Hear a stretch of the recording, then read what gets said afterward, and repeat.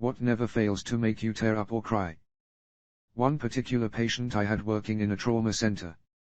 19-year-old girl I'd never seen before, and didn't know at all. She was ejected from a vehicle and then crushed because her boyfriend was trying to show off.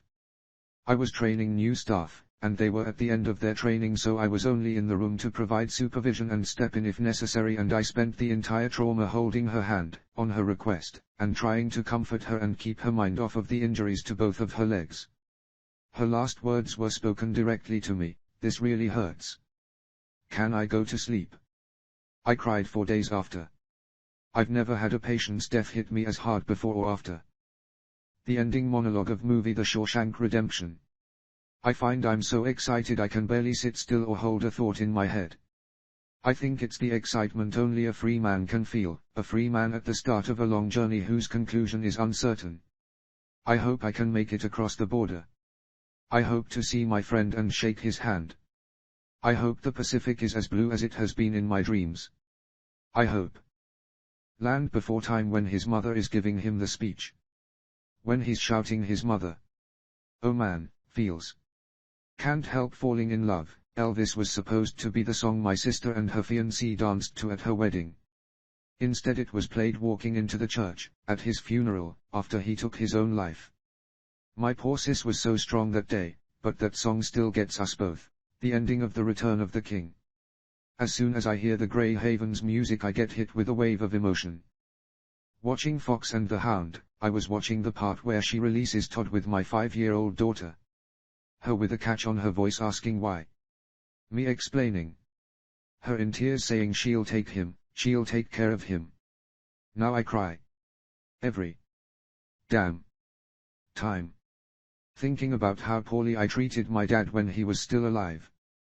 He was always trying to find things in common with me to connect with me. When I found out he liked something I also liked, I just changed my mind and found it uncool.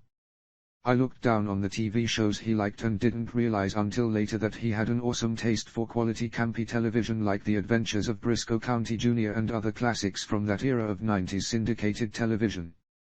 If I knew him now he'd be my best friend. I did try to connect with him in the last few years of his life, but he had dementia by then and couldn't follow things I knew he would have found interesting before. His last words to me were "it hurts" while I held his hand during catheterization on his last trip to the hospital. I was too embarrassed from seeing his penis to offer any true comfort. Strategically placed albums from my youth. If I am half drunk and someone begins to play the album Four Cornered Night by Jets to Brazil, I will become uncharacteristically nostalgic, and then openly sob at the idea of how good I was at being 18 years old, vs how shitty I am at being 38 years old. Getting old is weird. My wedding song. My husband died in an accident a little over 3 years ago, only 5 months after we got married. All I need to hear is the first note of the song and the grief hits hard.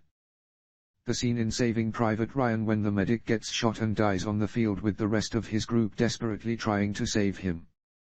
Whenever my addict daughter gets arrested, 4 times in the last 2 weeks. Whenever I look at a picture of her. Whenever I remember a memory of her when she was little and she was still my angel. Whenever I try to think of something I could do to help her and realize that I've already done everything a parent can do, and it hasn't helped. I cry when it gets cold out, and wonder if she is stuck out the night somewhere, cold and lonely.